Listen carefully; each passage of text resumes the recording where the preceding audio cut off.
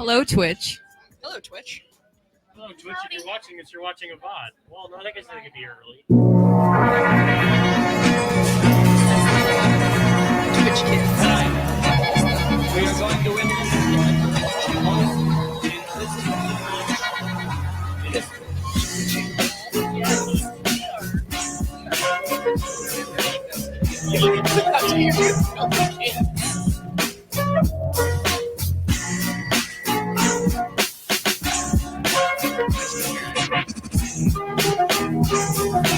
What's your favorite part of watching on Twitch?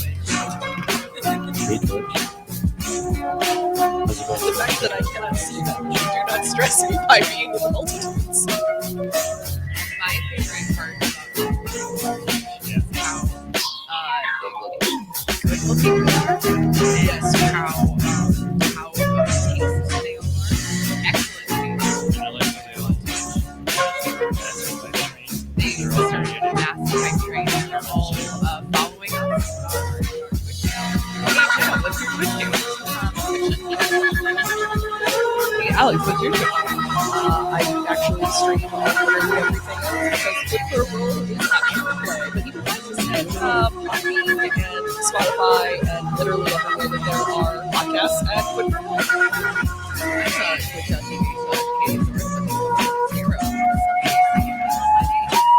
Eric, what about you? So I'm glad you asked,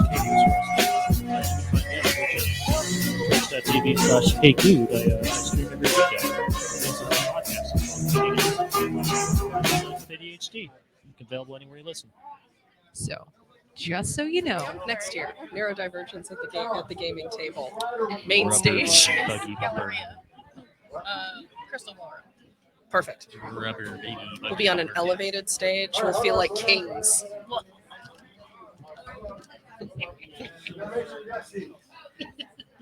You all might not know, but we are known on the internet.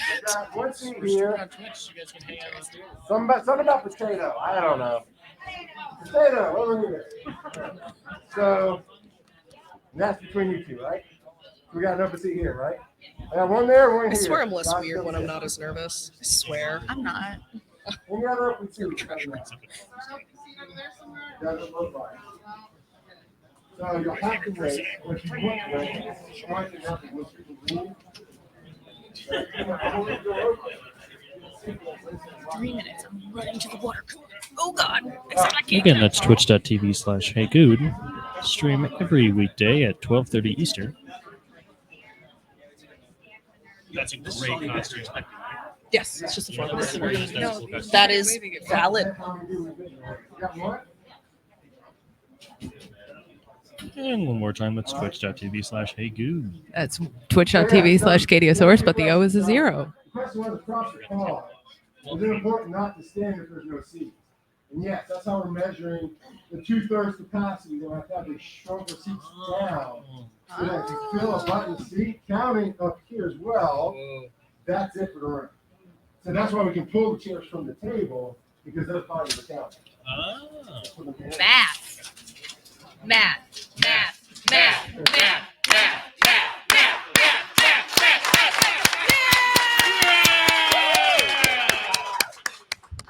Thanks for coming to our panel. Yeah. They get 3 minutes now, Charles. All right, we got I was gonna say, yeah. 2, 3. Should we start? I don't know. It's 2 minutes. Look at that. Front Hey! row. Front row. Are you seeing those things? Cool. That's what Tony Stark said to him in the room. Okay. All right. Hold on, I gotta make a TikTok about it. Are you really gonna make it? I am. I want to make a Watch TikTok. this. Watch this. Okay, I'm gonna put that here. My TikToks are all gonna be TikToks of you making TikToks. Still say. It's our whole relationship. All All right. right. Let me borrow this microphone number 6, please. Check. There's. Yep. All right. So, welcome to the digital media track. I mean, I know you're not here to see me, but that could have been better. That's okay. I'm Charles McFall, the director of track. As you heard, seats are full. So, if you need to leave, please go out the back door. I've got a guy in the back going to watch that for right now. Tia has got to go. He's working with me. And he'll let me know their seat's open. If people are waiting, we'll let them in. Okay. So once you go out, you have to come back in the front door. Hold on. So just remember that, okay? We're gonna talk about charity. So I think, yeah, you got this. All right, you guys ready on the screen? Everything's ready. You can take it away. Hi, everybody. Welcome to Neurodiversity at the Gaming Table. Before we begin, I just want to give a shout out to this cool card that I'm holding. As many of you guys know, Dragon Con's official charity for 2021 is Big Brothers Big Sisters of Metro Atlanta, and Dragon Con will again for this year match dollar for dollar up to $100,000 each dollar raised for Big Brothers Big Sisters, which is awesome. Clap for Dragon Con. All right. So if you are interested in donating, you can text mentor to 243725. That is the information. Awesome. Okay. I biffed that. Don't tell anybody. Hi, everybody. I'm CatieOsaurus. My pronouns are she, they, and I'm one of the co-hosts of Infinite Quest. And Hi, everybody. I'm HeyGude. I'll forget that you all hesitated. And I'm the other host of Katie and Eric's Infinite Quest. And we are so honored today to be joined by Alex and Jenna. And so if you two would like to take an opportunity to introduce yourselves, that'd be rad. My name is Alex Smith. My pronouns are she, her, and I am the DM for the podcast Quid Pro Roll, as well as having ADHD and being the co-owner of Alpha Comics and Games in Richmond, Virginia.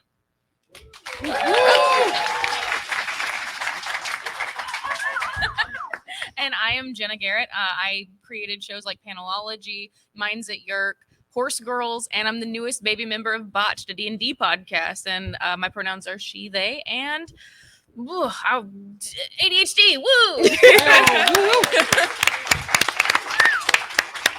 All right, so the theme of tonight's panel is neurodiversity at the gaming table. And as some of you may know, but if you don't, I have ADHD and depression, and so does Eric. I'm just going to talk for Eric the whole time. It'll be great. It'll be amazing. But so one of the reasons why we wanted to bring this panel to Dragon Con is that we feel like there is a really important conversation to be had about gaming and what it means for neurodiverse brains. And so we're so excited to be having this panel. I'm so excited for a wonderful, lovely guest here. And so I have a question to start us off with, and we're just gonna go down the line if that's chill. So I would like to know, how did you get into gaming? What drew you to it? Oh my gosh. So my cousin, when I was a small child, my cousin was a DM for him and his friends. And I was fascinated by the fact that they could just come up with all these stories and then act them out and play them. And that's kind of how I got into theater and everything, was through playing Dungeons and Dragons with my cousins in our basement. It's so much more wholesome than mine. I was a really lonely kid growing up, and I would just sit in my room and make stories, and that's all I did. I would build worlds, and I'd make stories, and I'd draw characters. And then I found out that there was a thing that I could do that directed that energy into something that might make me friends. And that's literally the entire story of that. Eric, what about you? I would argue that's entirely So we're not going to wholesome. go do it. We're going to do Oh, I was just going to swap these because then I can seamlessly segue into the next question. Okay, yeah, for sure. Oh, that makes a lot of sense. It's like I thought about it. I got into gaming. I guess originally I got into LARPing when I was a young kid. I went to this camp and all the older kids were LARPers, and it was so awesome. They had swords and costumes and everything. And I started doing that when I was 12. And then over the years, D&D started to get into my life, and card games started to get into my life. But I had a really hard time getting into D&D because of all the reading required and all the ADHD going up on in the Sierra Cabeza. So it kind of took a while, but there was such a magnetic pull to it, and the improv and the emotions that could fly around the table and the bonds you can build with other people. There was just no question that I would eventually get into it. It's just at what time would all the things align that I could finally just sit at a table and play with people. And finally, that has happened over the past little bit, largely thanks to you, Katie. Thank you so much. And now I'm hosting a freaking panel, and that's pretty cool.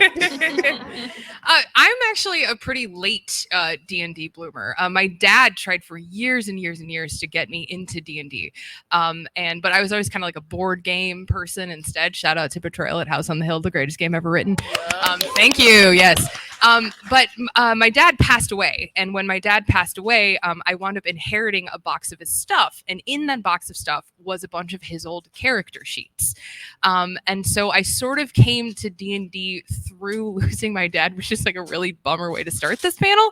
But I'm really grateful for it because I realized that I had been a theater kid my whole life. I'd done improv my whole life, and I was like, oh wait, that's like the whole game. Like it's just the numbers don't matter. It's just telling a good story, right? And so yeah, so it made it. I was really, really interested and excited to sort of start doing like tabletop gaming. But the reason why we're here, and the next question that I have, is I realized that I faced a lot of challenges as somebody dealing with ADHD and depression.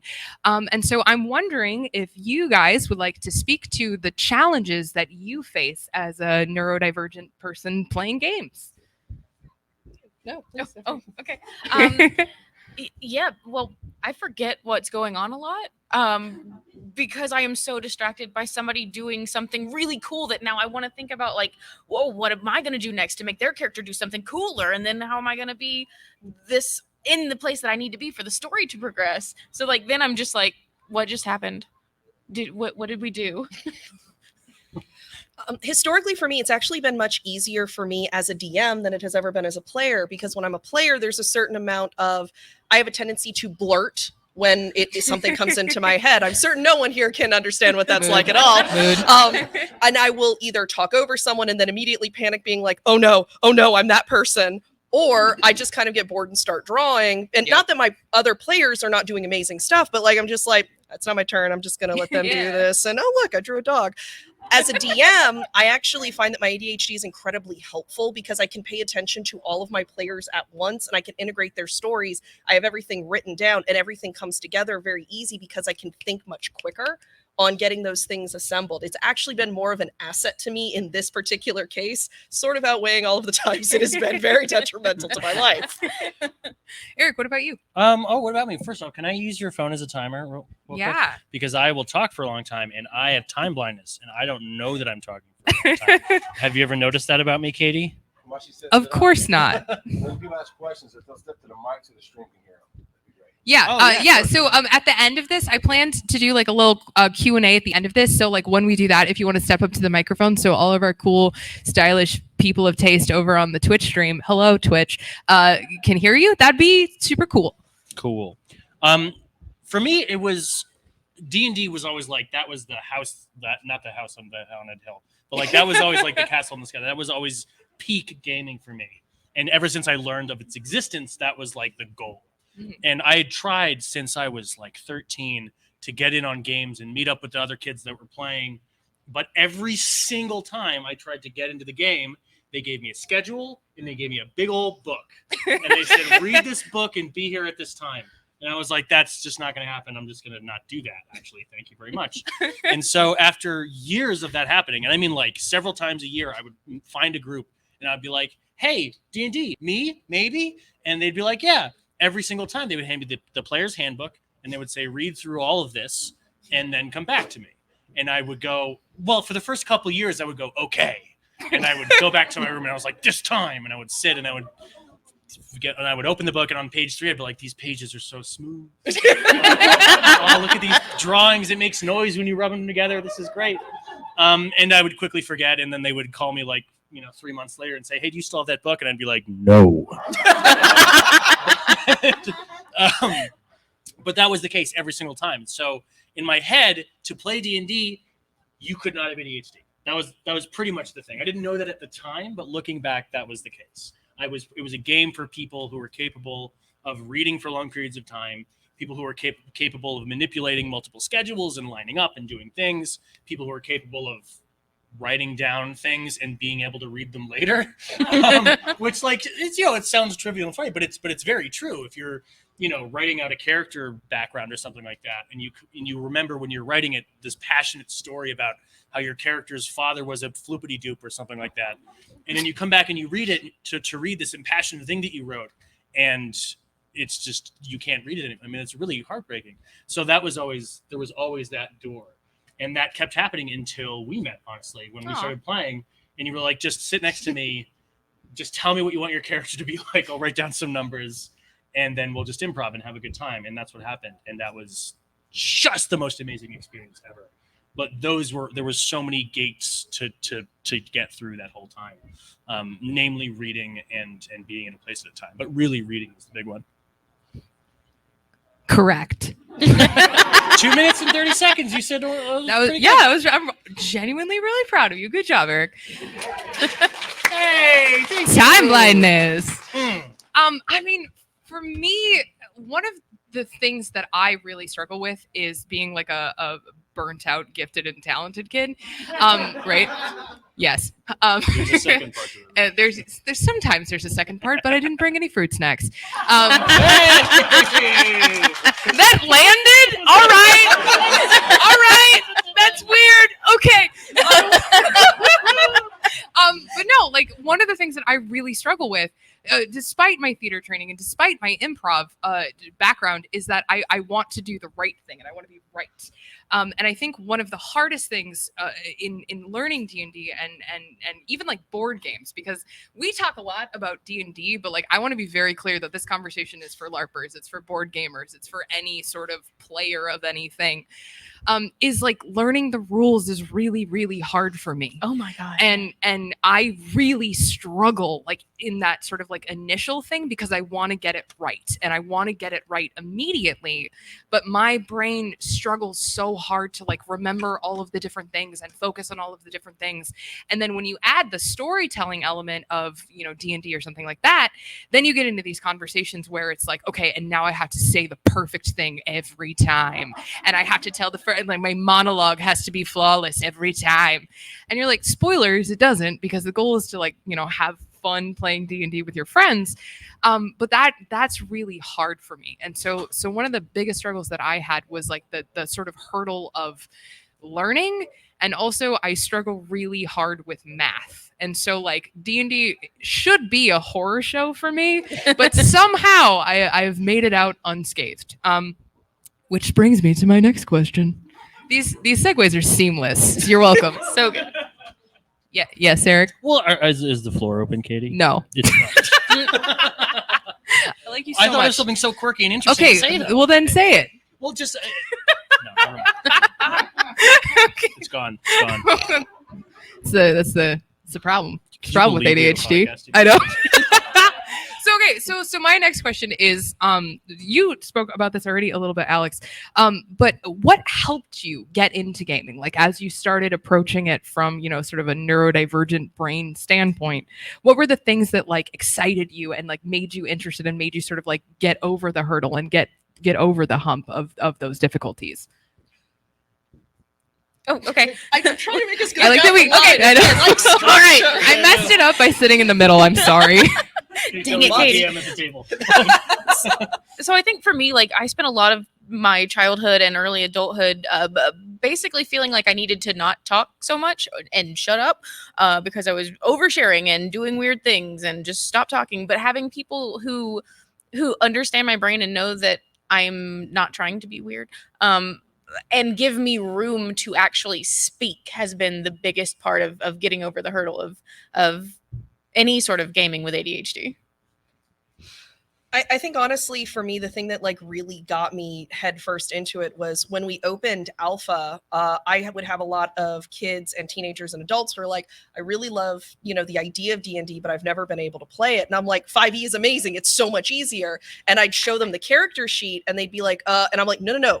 Let me break this down for you. And it's 1,000,000 times easier. And I get people who would take this like dumb garbage knowledge that I have and they'd be like, oh, this is great. And then they'd come back and they'd be like, I built this huge campaign. And I'm like, I helped. So the fact that, comparing it to that, 12-year-old kid that would just sit in my room and write stories and be like, who wants to do story stuff? And everybody be like, don't you still play Pokemon? Which was apparently my biggest sin in elementary school was I still played Pokemon. And they would just kind of leave and I'd just be like, cool, I'll write stories by myself then, I guess. So being able to open that up really, really helped me. And the fact that now that D&D has become so popular with the advent of Adventure Zone and Critical Role, means that more and more people want to learn and I can be helpful, which is sort of one of the biggest things for me is I have this innate people-pleasing thing that I'm always like, I can be useful. Wonderful. You will not abandon me now. Eric, the floor is now open. You sound so scared every time you throw it to me. You're like, like, just don't do the Plumpkin voice, please. That's my D&D character's name. Oh gosh, I'm sorry. But so for me, when I first started in LARPing, the place where I LARPed and later became a LARP teacher counselor thing, improv teacher counselor thing, we had a large amount of neurodivergent kids, and they were all just wonderful, and they all just wanted to have a good time and make friends and learn stuff about the world and themselves and whatnot. But they didn't all know how to do that because they're kids, and that's one of the things you learn when you're a kid. And being one of those kids that looked up to these adults who I now realize were like 19, it was weird. Weirdest thing. Who would just look up to those people as just these idols, and how kind they were to people and how patient they were with people and how they would try to explain something in one way. And then when they saw that it wasn't working, they would try it another way. And then they would try to figure out what worked about that. And then they would lean into that. And eventually they could explain to the kid what the kid wanted to know. And the kid was better for it. Those things being instilled to me, I owe to all those people who came before me. And eventually I got to be that age and I got to be one of those people, which was just a tremendous honor. But when I was teaching those kids, we would do this whole thing called Intro to Magic. We had like 200 kids, 50% of which were neurodivergent. I mean, I don't know. I didn't take a poll. But we had to teach Intro to Magic, and I was like the dummy. So there was a person up there with a big book, and they would say, like, Eric, Firebolt 9, or something like that. And I would act it out, and that was a great time. And they would explain this whole book knowledge. The whole time I would scan the room and look around for the kids that were just glazed over with the books and the subtractions, and if this score is equal or greater to than that one. And then I would listen and would look for those kids, and they would toss it to me, and I would go, if they say a number that's bigger than the number that's written on the thing, then it happens to you. Like, then you're on fire now, or you're in pain now, or you turn into a lizard. Did you have to act out being a lizard? All Please the tell time. me you did. It was one of the best things in the world. Eric, can you show it to us right now? There were 2 times I got turned into a lizard. One time I was a fairy who was basically a god. And then when I got reincarnated, I asked Re, which was like our reincarnation god, to be reincarnated as myself. So they turned me into a lizard. Aww. And out of spite, I didn't say anything for the rest of the game, and I just communicated in tongue flicks. Just the whole game. And then the second time, I died, and I actually I was old enough where I knew my responsibilities were over. So I just walked around the campus and just interacted with people and tried to get them to feed me bugs and stuff. That was great. Oh, LARPing's amazing. But anyways, it's fucking great. So many bugs to eat. Oh my god. Sometimes that's all there is. But anyways,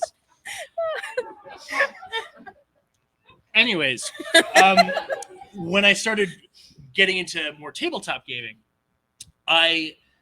when people started expressing that same attitude to me as they did in the LARPing thing, when they would, more particularly you and Chris, really, when you could see in my eyes, only a couple months after we met, that the book knowledge, the player's handbook was just, you would just say just sit down, say what you want to do, and we'll tell you which dice to roll. It's going to be great. And that's indeed what happened. And now it's now, and we have a podcast together, and I love you so much. But sorry, a little wholesome thrown there. But really just having people understand that people learn differently and being receptive to how a person might learn and being patient, really. I owe it all to the people who have been patient with me throughout my life, frankly. 3:45? That was pretty good. A little over. Okay. It's great, Eric. I will keep my answer short because my answer is the same thing. Is the thing that helped me the most was finding people who just accepted me for who I was. I spent so many heads are nodding. It's very wholesome, and I thank you all so much for that. But for real, I spent so long trying to sort of force myself to be the player that I thought I was supposed to be, play the D&D the way that I thought, you were supposed to play D&D. It turns out that it's D&D. Technically, there are no rules. And and so for me, that's my answer is what helped me the most was finding people who just embraced me and embraced who I am, because it turns out it's a lot more fun to play with people who like you. Right? Sometimes They'll mortal learn to like enemies making friends at the D&D table. So speaking of very wholesome things, what are some of the things that you've gained from gaming? What are ways that gaming has changed and improved your lives? Tolerance. Yeah, the same tolerance that people are giving me now, I am also learning, because I didn't know that I didn't have that. Because I just mask so much that I guess I'm faking being tolerant at first, and then I realized that now I can handle a lot more people actually like going against what I'm saying. I would love for you to give us some examples. Oh my and not to put you on gosh. the spot. Oh my gosh. Okay. I have this home campaign with a friend of mine who's kind of actually my mortal enemy and my friend at the same time. He's like my brother. He likes to butt heads with me specifically, and I used to be so bad at tolerating it, but I would just be like, cool, sure, you do that, whatever, and then just shut down. Yeah. But now I've learned that, like, I know that he's trying to push my buttons, and he's doing it in a friendly way. He's not trying to annoy the crap out of me. It does, but but I know that he's doing that now, and I can take what he's doing to me and turn it around on him, because I am now tolerating the fact that he's trying to press my buttons. Alex, what about you? This is actually going to sound, I want to have like this is how it's personally improved me as a human being, like Jenna does. But in reality, my biggest thing, and you'll notice there's a theme sort of with my answers here. I found really sort of like my space, the place that I felt like I really belonged. And now that it sounds like an after school special, I really found that the things that I thought were very like unique to me that made me sort of detrimental, like I'm way too into my own world building and I put way too much structure into stuff.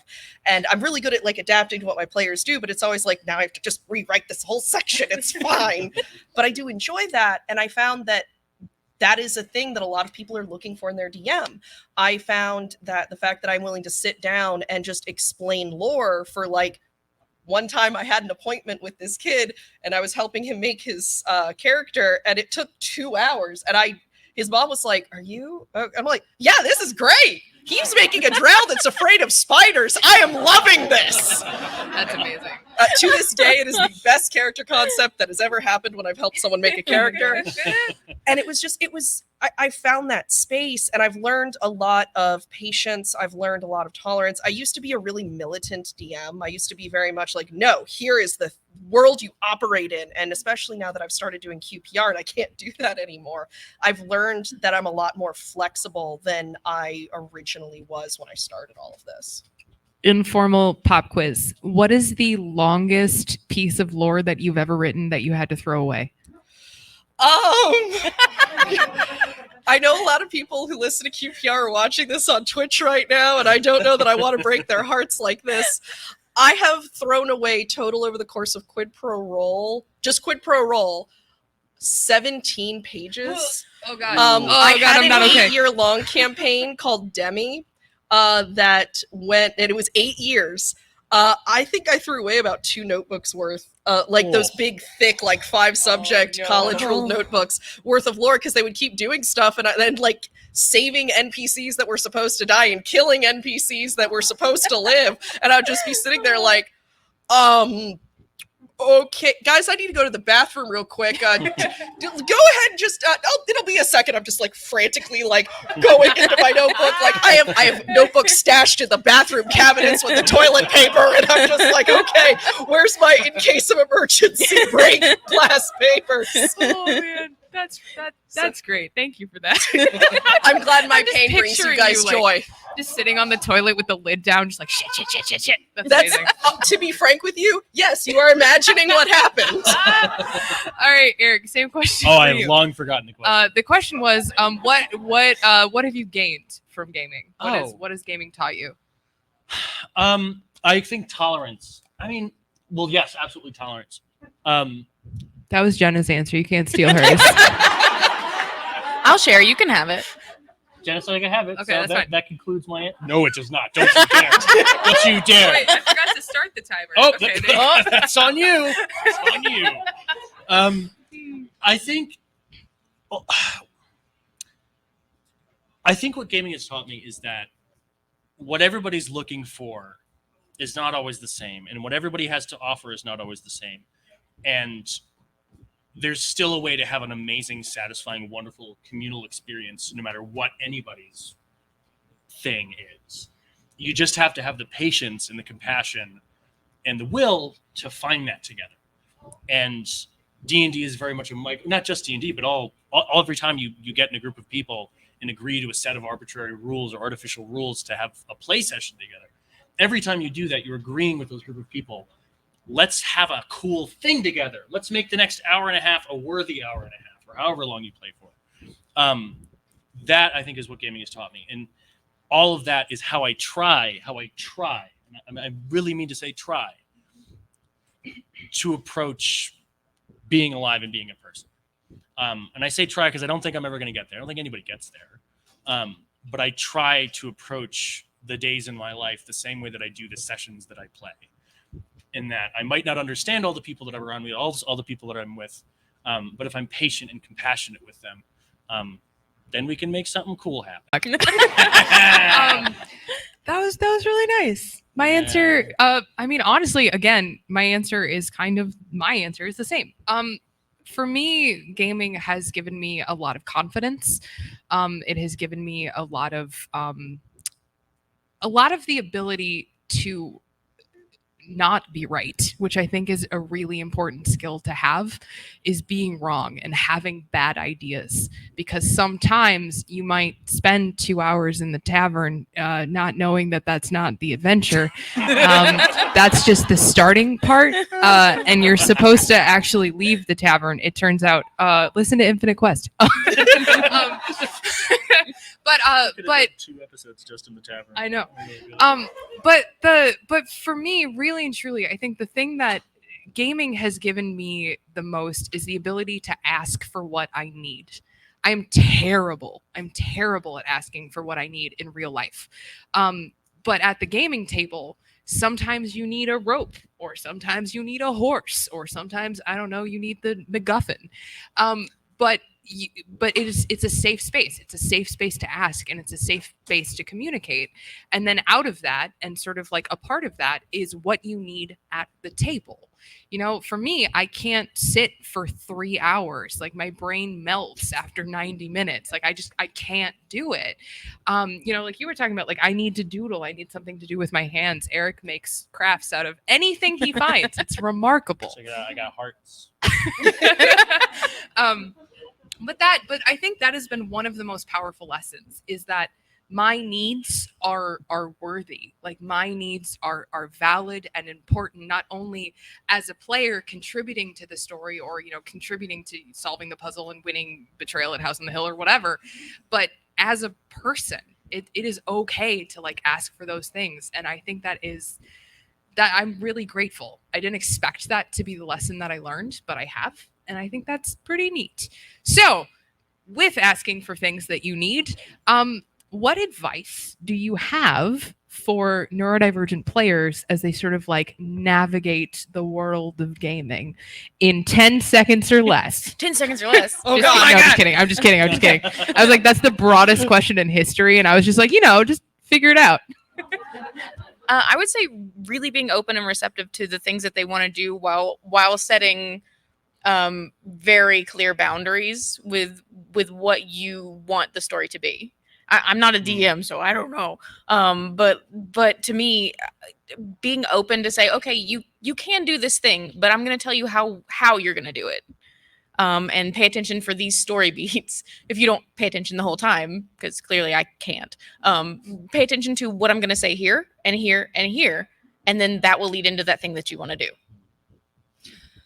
We actually regularly run this event. Either we do a panel call where we talk about like, it's essentially Dungeons and Dragons and Dear Abby of like, help, I have this problem and I need to help it fix it in my game. Or I have an event at my store called Dungeon Masters Mastering Dungeons, where we get people asking questions and we'll have a DMMD, which I like to make a joke. That's nice.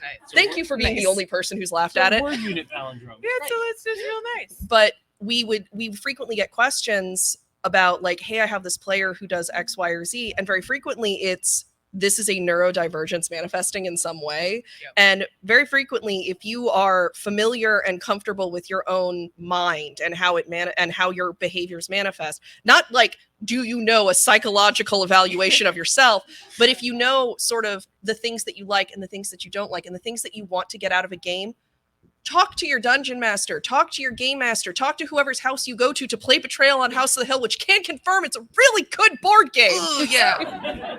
Just talk about what you need. If you are playing, especially if you're playing a role-playing style game, if your DM, GM, whatever is worth their salt, they will accommodate it. If they're like, sorry, can't do it, either they're a garbage DM or they're a garbage friend or probably both. Yeah, That was a really emphatic end to that. I do not like DMs who do not accommodate their players. I hate that. I kind of want. I sense that there's something there. I want to tap into that. Yeah. Yes. What can you? What is like an example of something, a perfectly reasonable accommodation that a player might ask for that would be terrible for a DM not to? So there is a thing called lines and veils that are very frequent in a lot of DMing. And for those of you who don't know, it's basically, I'm okay if this happens off screen. I'm okay if this happens like directly in game, and like, do not even allude to this happening. Everybody's got like, I want to say it's like your triggers, but that tends to be like a very socially loaded word. And it's not always like that. Sometimes it's like, man, don't kill a dog in the game. Just like, if I come across like a dead dire wolf, that's fine. But like, don't. And if your DM is not willing to accommodate those things, I have had DMs who have said, well, yeah, but it's like, there's going to be social consequences for you being gay because like, that's the kind of social world it is. And it's like, homie, I can kill someone with fire out of my hands. I'm not sure what you want from me on this one, but DMs who are not willing to accommodate your boundaries, DMs who are not willing to accommodate your veils, DMs who are not willing to accommodate, hey, I really want this kind of game. I really enjoy this. Sometimes it's just a mismatch of game styles. Like if a DM really wants to do like injury mechanics, and like if you get really badly injured, that affects you the rest of the game, that's a different mechanic style. But if they're going to describe in graphic detail an injury that happens to your character and you have told them previously, I cannot handle that kind of thing, they're an ass. I know I need to keep this PG-13, so I will not say the word that came to my mind immediately, but I will say ass because I can get away with that one. It's so easy to collaborate with your players and build something that they will enjoy, both in just their casual, like, this is what I like out of games, and this is what my comfort level is, that if you just don't do it, it is you actively choosing to be non-accommodating and to not be kind, rather than just accidentally like, oh, sorry, I forgot that you gave me these 3 pages of things that you're excited for and that you don't like. Session 0, which is a meeting before you play D&D, like it's a meetup, and you talk about, like, here's what my character is, here are my lines, here are my veils, here are the things that I'm excited for, here's what I really want out of this game. I recommend all play groups do that. And if a DM looks at your list and goes, nah, we're gonna kill a lot of dogs in this game, guys, they suck. And people like that, I don't think have business being DMs, because ultimately being a DM is a service industry job. You are trying to facilitate this thing for your play. As somebody who works retail, I'm going to tell you it is 1,000% a service industry job.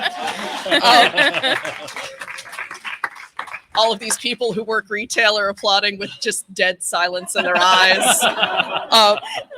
But it's one of those things that, like, it's so easy to do, is to just be kind and facilitate this experience, that there's no excuse for doing it. And if you're the kind of DM who does that, but does not, like, wants to be a DM, but does not accommodate that, you just kind of want to be a control freak. And I just don't vibe with that. I think that that's wrong and unkind. Huh. That's awesome. That's really Yeah. can I Service yeah, industry. Because I agree. I think I don't know how to deal with positive reinforcement, but thanks, guys. no. Can I ask another question to one of our panelists? Yes, Eric. Katie? That's I know you're okay. technically You're the okay. moderator. I just don't want to. Do it. Ask Cool. the question. Well, also, Jenna, you said that you thought gaming has increased your tolerance, has made you a more tolerant person. What about gaming has made you a more tolerant person? The fact that I have to listen to people. Oh, Yeah, the fact that I have to pay attention and actually listen to people in order to do the thing that I want to do.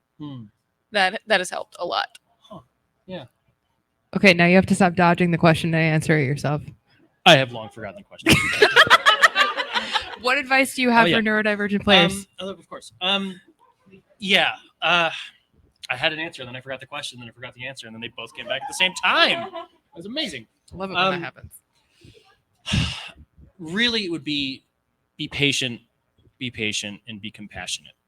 And try to remember that you've gotten a lot out of this, and that you are by being at a table with somebody else, you have the opportunity, the fucking honor of maybe being able to help somebody else get that. And that's just the coolest goddamn thing.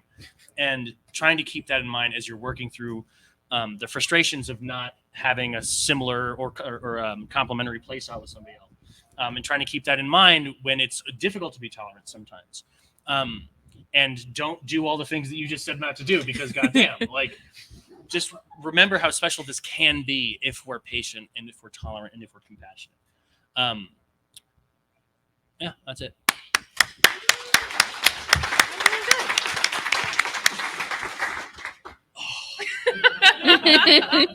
I mean, I think one of the interesting things, I'm going to circle around providing my own answer, because one of the things that I think is really interesting is that at the heart of all of our answers, I think, is compassion. I think it is kindness. I think it is patience. And I think in some ways, and maybe I'm sort of shoehorning my own answer into it, but supporting communication differences. Yeah. Yep. Absolutely. Because that for me is like, I often struggle to say the things that I want to say. And even more than that, I think at the table, I get a lot of questions about, like, I have a really shy player who's nervous about speaking up or something like that. Or I have a player who always jumps in or always butts heads, tolerance, like that kind of thing. And I think that the advice that I have is always the same. It is act from a place of kindness, act from a place of compassion, and act from a place of serving the story that you want to tell, both as a player but also as a DM. Because if you are uncomfortable, with something happening in your game, but you're shoehorning that in, you're not telling the most effective story possible. You're not playing in the most efficient way. You're actually being really counterintuitive to the narrative and to what you were trying to accomplish as a team. And the more that you butt heads, or the more that you shoehorn in murdering puppies, oh my God. It was the only thing I could universally make everyone here would be what's negative. the worst thing? But the more that you do that, I think the more that it drives a wedge between both DM and players, but also between players, And I think that at the end of the day, the idea of a game is to work together. It can be competitive and it can be, sporting and fun and that kind of thing. But especially with D&D, you are at that table to do something together. And so for me, that's the advice that I have is figure out the way that you can do this, that you are the most kind and most compassionate that you can possibly be. And I think somewhere in there is always the answer to your problem. Yeah. Speaking of that, these segues are just so good. Flawless. It's fine. Love Nobody notices. They're so good. But okay, so Alex, you spoke so beautifully about this just a little bit ago. But I'm just kind of wondering, both as players and as occasional but official DMs, what advice do you have for DMs or GMs in terms of supporting their players, or for a DM who might be neurodivergent themselves? Oh, you want to go first? Yeah, you want to just You go? wanna go first? No. Alex, I will yield my time. We actually, one time when we did a Q&A panel for helping DMs build their games, I actually got a question from somebody about, they had an autistic player and they were trying to do some homebrew stuff, but the autistic player was very, very focused on the rules, and removing that structure really, really bothered them. And I was like, why don't you just sit down with them and like work on rules that they find adequately structured within the homebrew you're trying to do? And she kind of like lit up and was like, oh, and I'm like, guys, you can talk to your players about stuff. Like, you can tell your players, I'm not comfortable doing this thing. Hey, I know you really want to do that. We're going to do that in a sec, but this person's been waiting for this plot line for like 5 sessions. So let's just hold off for a sec. Like, you can talk to them. You can tell them what you need. And it's so fulfilling as a DM to take what your players want and what they need and give it to them. And if you have a player that is neurodivergent, it is so easy to communicate. Like, sometimes people who are neurodivergent don't always have the ability to say exactly what they need. I mean, you expressed that already. Same. But there is always a way for a DM to sit down and go, here are the things I am planning. I'm not going to spoil the plot, but here's some things. What can I do to make this better for you as a player? I mean, the DM always needs to have fun too. That's not like me saying the DM must sacrifice themselves on the altar of player experience. But it is so important for you to facilitate an experience that discussing with your players how their neurodivergence can manifest and how you can not work around it, but sort of incorporate what that uniquely brings to the table is really just like 3 conversations at most to make it work. And so much of my advice to DMs is just talk to your players, guys. Even if it's just like, you want to come over and we'll watch movies and eat pizza and talk about this plot line you want to do, because I have several questions about how this is going to work when you want spaceships in this medieval style world. It's so easy to do, and it's so easy to work around. And presumably, if you're playing D&D with these people, y'all are friends. You already know the things that your friends tend to need and not need. It is so easy to just have a conversation. Even if they don't have the words for it, make a system of them.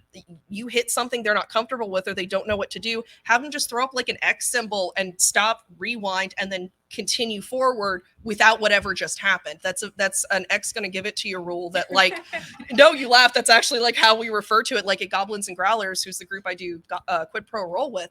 That's a very common thing we do at brewery games, because we're playing with a bunch of people we don't know. We have no idea what people's, needs and wants are. So if we're sitting there and we're like, all right, cool. So then, you have this like snake get dropped on your face. They're like, no, that is for some reason, that is a regular stress stream. I can't do it. It's like, you don't even have to tell me that. Just do this. And I'm like, okay, cool.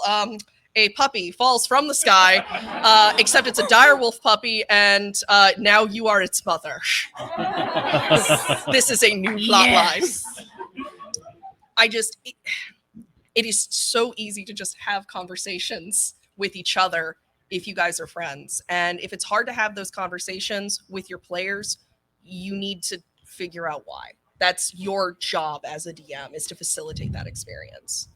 Jenna, what about you? Absolutely. Having that open line of communication is 100% key. And beyond, like, during the story while you're playing the game, at the table, if you can notice that one of your players is dissociating or having one of those moments where they cannot focus, talking to them about things that will help them get back in is just choice. Yeah. Do you have like a specific example of like ways that like people have helped you with that, or things that work for you? things that work, just end of sentence. Things that work, absolutely bizarre things. Like if you say something absolutely bizarre has happened, like at one of my home campaigns, I have a lot of trouble just paying attention during it because it's very lore heavy, and I love the lore. It's so great, and I want to dive into it so deep. But then other people are playing too. So when I have those moments, the DM will just be like, and then a snake appears, and it is speaking Russian to you, and I'm like, I'm in. Yes, you've got me. What does the snake do? Awesome. Eric, what about you? Okay, this time I genuinely have forgotten the question. What was about DM's advice? Advice for DM or GM who might be, either neurodivergent themselves or just supporting their neurodivergent players. I think receptiveness to learning styles. I think a lot of times not just in gaming, but in general, when a person is trying to teach another person, they have a way that they really want to teach it, that it makes really good sense to them, and that's awesome. But sometimes that isn't the way that the person would best receive that information. And so being willing to sacrifice the way that you really want to teach it for the way that this person is capable of learning it, I think is very important. And being able to tell when that's happening, and being able to, or having a relationship with the person that is, you're capable of acknowledging when that's happening. Another one is, of course, patience. Again, patience. And planning, I guess, having in your back pocket a couple different ways of not just explaining something to somebody, but approaching a game. So if you're explaining something in a very numbers rule heavy way, which works for a lot of people, and that's not working, have okay, that's not going to work, let's do visual. And then you explain it visually. Okay, that's not going to work, I'll tell you a story in which this rule applies, an example kind of thing. So having that ready to go is very, very useful. And there was another one. I lost it. Did you think of it? No, but I did have one more thing. I know you probably answered to get to Q&A, but I had one more thing I wanted to bring up. It's okay. Yeah, go. I don't have to do it okay. But there was just one more thing, just as a neurodivergent person, especially as a neurodivergent person, was ADHD and depression, which if you have both of those things at once, they interact in a very effective way, I guess. They're really good teammates. They're really good teammates, man. But if you're a neurodivergent person and you're a gaming person, I think one of the most important qualities that you can have is grace, the ability to forgive, not just other players, but far more importantly, yourself.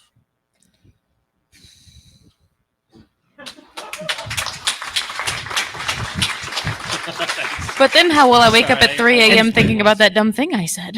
I was like, my answer is maybe describe stuff good for people who have trouble visualizing, and now I feel like a jerk. But that was a lovely answer. Thank you for being such a good person. I had more, but it's great. It was delightful. He just came through my entire life. You go. Yeah, exactly no, that's fine. No pressure. Hey, how about a Q&A? Oh God, we're racing. There's a race. Okay, just so you guys know, we have about 10-ish minutes, so we will try and get as many as we can. But we might have to speed run these a little bit. Lightning round. Okay. Make sure to speak into the microphone for the old Twitcherino. I was not expecting this many people. Nike, but jeepers. Okay, so I've been hyper-focusing on asking this question about hyper-focus. What role do you think it plays on the table? I learned 3-5 because of hyper-focus. Okay, bye.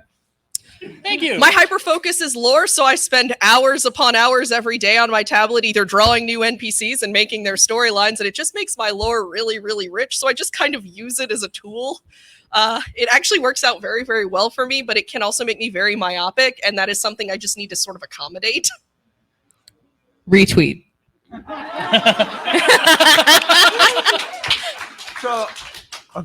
So when it comes around to things like streaming, how do you keep yourself into the game, into the schedule? How do you not lose your interest in the game for those long 3-hour streams? Okay. I stream for an hour. Well, that's I'm really not being trite. That is my whole answer. I can't support Chaotic Neutral Goblin, shout out over here with her 6-hour champion streams. Dude, I can't do that. I cannot do that. So how I support myself is I just stream for the amount of time that makes sense for my brain, and I just schedule it in my day, which is maybe a silly answer, but it's a practical one. And also, side note, you stream video games occasionally. I stream all Power the time. Washer Simulator, what up? But along with that, if you have to stream for a long time to make money, or if that's just your schedule, try to remember that it might be getting old to you, but it's not for them. At any given time, somebody might be watching Minecraft be played for the first friggin' time, and so that sort of tends to allow me to keep my mojo. It's I might be introducing somebody to this for the first time, and that's fucking cool. Yeah. Given that the rules are more like guidelines, what's a time you just ignored a rule for the benefit of a player or the story? You can listen to my podcast at Quid Pro Roll. It is just that. Do you have one, Jenna? Yeah, narrative. If it makes more sense narratively, yeah. Yeah, listen to our podcast. We literally never follow the rules ever. Next up. I've only relied on a roll once, and it was to fail because it was funnier if I failed. Like it. So as a person who struggles both with ADHD and anxiety, I have a lot of problems with executive dysfunction getting in the way of me wanting to do fun things with D&D. I have all these campaign ideas, and I have like moments where I'm like, yes, I have all this lore. I'm not going to write it down. And then I never actually work on making a campaign to play with my friends, and then we never play. What tips do you have for pushing past that executive dysfunction to get into actually working on a campaign you want to work on? What do you think, DM? I actually do a raw skeleton outline of here is event that must happen, here is event that must happen. The thing that's great about DMing is if you have just a general idea of your lore and a general idea of where your players are going, your players write everything else for you. You have to do so little work if you're just able to roll with what your players do. And it makes it really great if you have executive function disorders because you're not making the decision so much as you're reacting to what your players do. And it makes your players have a more effective, immersive experience. And you don't have to make any decisions. Also, real quick, who says you have to have a whole thing written beforehand? You don't. You know? Yeah, you don't. Like I cannot tell you. I literally can't tell you the amount of times I haven't started a thing because I wasn't prepared enough. Like, fuck preparation. Just go for it. Leroy Jenkins. Was that the first F-bomb? Oh, no, that was like your fifth. Okay, all right. Right here. Hi. Not a D&D player. Ooh. Board games. Woo woo. Yes. So one of the weird things my brain does, it gets stuck on rules and gets logic problems. So I'll have a rule that says you have to do this, and I'll go, but that doesn't make any sense. How do you push past those things? And I see Jenna has an answer. Oh my gosh, Go, I don't Jenna, have go. an answer. I feel you so hard right now. Because if there's a rule in the book and it says this one thing, and then there's a rule on the card that says something else, and I'm like, which one? Okay. I have an answer. Please God, help me. Because And her. I have a whole rant about the inaccessibility of game rule manuals to neurodivergent brains. I will go into it later. If you also, I'm going to do it at Gen Con. But the big thing for me is house rules are fine. There are no house rule police. You can just do that because a lot of times, like the linguistic specificities of rules to the neurodivergent brain is often very, very challenging. And so, like, for instance, Betrayal at House on the Hill, first edition, there's an underground lake in the attic. That's silly. That's not physically possible. So you can house rule around it. You can find solutions. But so again, sort of to take everybody's answers, communicating and saying, this rule really doesn't make sense to me. Can we like find a way around it or fix it or navigate it in that way?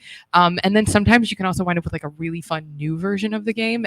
And then you get like 2 games for the price of 1. Nice. You're right here. Nice. As a player who hyper focuses a lot on the numbers of the game, do you have any advice for like role playing aspects more?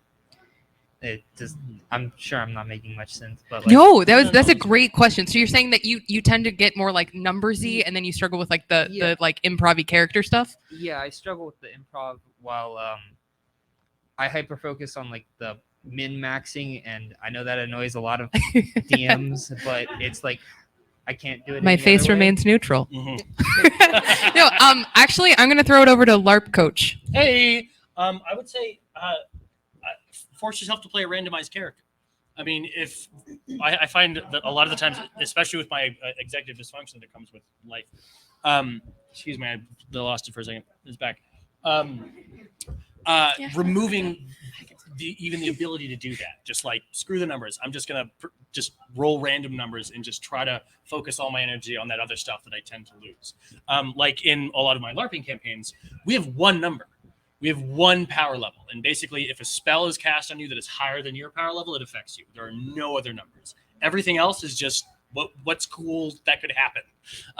So I would say, certain numbers are obviously necessary for D&D.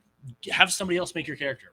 randomize the numbers. Just basically remove yourself from that side of it, because if you're a person who hyper focuses, as soon as it gets its hook into it, it's just off. And so just like random character generator, give it to a friend, have a toddler scribble all over the page, whatever. Also, theater major Kate says, consider taking an improv class. I know that sounds silly, but a lot of times like improv classes, like theater things, like they can be really, really cool from like a D&D standpoint as well. Do you guys have anything to add? Yeah, I was just gonna say, like, play to your strengths. Make a character that focuses on numbers. Make that their thing. Damn. That was literally what I was just gonna That's- say. Yeah, who's to say that's a wrong thing to do? Yeah. If you're dissatisfied with this, but it's not objectively wrong to be. Yeah. You know. That's great. Yeah. That's such a good answer. I was like, damn, that's so obvious. That's amazing. Right, yeah, next question. Hello, panelists and room and chat. Hello. Drop your favorite food in the chat. I'll eat it later.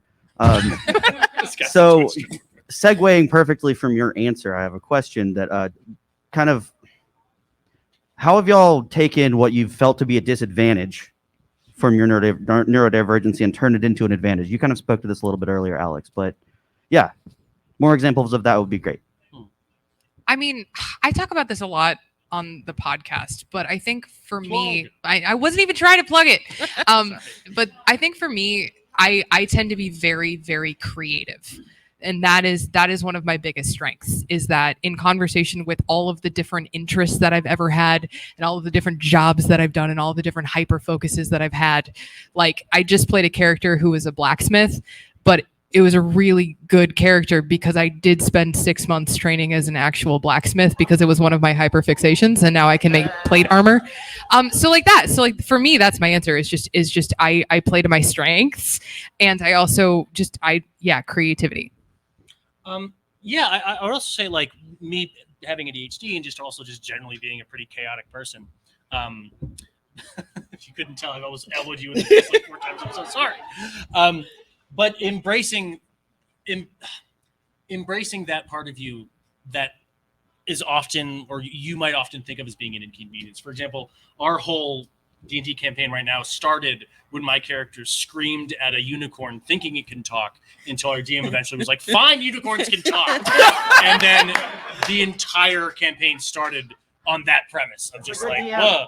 But the whole time I was doing that, before I started doing it, and as I was screaming at this unicorn whose name is Tony, I was like, this is ridiculous. Eric, you're screwing up this whole campaign. You and your goddamn chaos shenanigans, whatever. But because, again, to your and Chris's credit, you guys made me feel comfortable enough and like accepted enough that I was like, what if I just decided to not be so goddamn mean to myself while I'm sitting at this table and just was the person that I am? And it turned into a lot of really great things. It's not always a lot of really great things, which is why I'm so grateful for my patient friends. But now Tony gets the most fan art. He does. But generally, screw it. It's nice to say to yourself that. It's 3 minutes. You got the sentence I was trying to say. I think we have time for like one more question, but I can tell I'm not going to speak for these two, but Eric and I are going to hang out in the lobby afterwards. So if you guys have questions or something, we'll be happy to take them, I guess, out there. But yeah, okay. So we'll close on you, and then I'm going to give everybody time to like plug their cool stuff. First, I'd like to say thank you for streaming on Twitch, because I'm here by myself this year, and my friend is currently watching on Twitch. Hi, Quinn. Oh, yay, buddies. Hi, Quinn.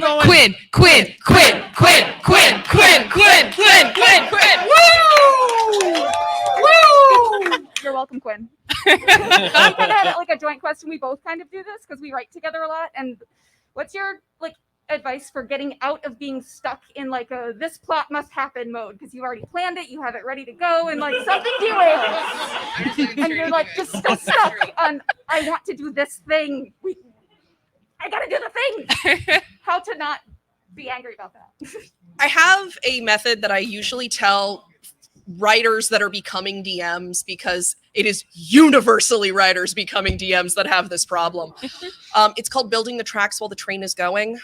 What you do is you write chunks of stuff that no matter what is going to happen, but you build the world around it so that players get to choose. If you're like, all right, I have a thing for a haunted castle and I have a thing for a Yeti attack. Okay, so the road diverges. Over this way is Ravenloft, and over this way is Frostmere. and they decide to go to Ravenloft, and you're like, oh, I was hoping to go to Frostmere, but anyway, I've got this, and you just click it in front of them. And then next, when they leave and they have a direction, you can just sort of be like, yeah, I intended all along for you to do this in this order. And that way you still have your constructed, I have to do this so often, but you get to keep your very structured narrative, but your players still have agency, which is really the balance you need to strike between those two things. But that way you have these things have to happen no matter what. There's also no shame in the world existing outside of your players' actions. If your players see like a child on the street that is begging for coins and they're like, psh, I got stuff to do, and they leave, and then the orphan has like become like risen this like beggar society up to like they're taking over countries now, they're like killing kings and eating the rich, not literally or literally Let's not take anything off the table, okay? Let's not take any of this off the dinner table. Anyway, bless you all for laughing at that. But that way you can still have things. If you were intending for them to do something and they didn't do it, you can have it continue past what naturally they would have done in a way that makes the world still feel alive. Stuff can still happen. If this guy was going to, start a coup and he was supposed to reveal his plan to the players, he can still do the coup. The players are just going to come back to the kingdom and be like, why are all the flags red now? Excellent answer. I would also say pocket it and find a way to bring it in later. Good. Yes. I was so invested. I want to know what else. Katie's about to DM her first game soon, so this is Oh yeah, it's gonna be so great. You have my Discord. All right. I will help In 20 seconds or less, where can these fine people find you and follow you and give you their love and adoration and maybe your Venmo? Botch Podcast, twitch.tv/Botch Podcast, or Horse Girls, horsegirls.club, Jenna Chill, everywhere, pretty much. Alpha Comics and Games, Richmond, Virginia, Twitter, Alpha Comics Games, or Quid Pro Roll, literally any streaming service like Spotify, Apple Podcasts, any of that. So Quid Pro Roll, Alpha Comics and Games, all of them lead to me. Eric, go. Oh God, I keep the Skippy thing. Okay. Hi everybody, I'm HeyGude. I talk about ADHD and stuff. I'm HeyGude everywhere, HeyGude, all over the place. My main platform is TikTok, HeyGude. I stream on Twitch every weekday at 12:30 Eastern. HeyGude.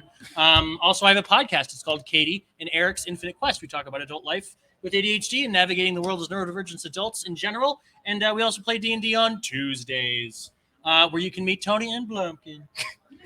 And I'm CatieOsaurus. I make TikToks. I have a lot of other stuff. Thank you. And yes, I also have a podcast. It's called Katie and Eric's Infinite Quest and ADHD. But hey, everybody, thank you so much for coming out tonight. Thank you so much for being here. Thank you so much for having these conversations with us. We're so happy to be here. Thank you to Charles. Thank you to our amazing tech people. The King of the North. The King of the North. We'll be out in the lobby. And yeah, thank you all so much for coming out. Now let's get out of here. Real quick. Oh, wait, Charles has a thing. Like this, pull up the app, write it in the app. It is the Neurodivergent tab. On the app, you can look it up on the track. It's digital media track. Find it. It's a little notepad. Rate it 5 stars. Tell them what you like. For every 5-star review, we get snacks. Please review it. I haven't eaten in days. And then they're gonna be in here in a minute, and then they'll be out there. Okay. All right. Thank you. Woo! Panel. You're so good at. You're like 3 for 3 with starting chants today. Oh, did you notice it? Yeah, On the door? Absolutely. Oh, thank you so much. Thank you so much. You did such an incredible job moderating. Thank you guys so much for letting us be a part of this. Oh no, not at all. Honestly, I was so grateful that you guys were willing to let us be a part of it. I knew the original plan was to just be the two of you.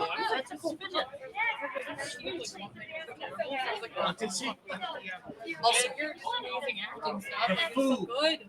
Also, if you ever want to just join Discord about like stuff, because that would be hilarious.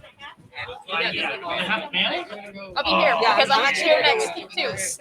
I'll be here because Josh is here. I've got nothing to do till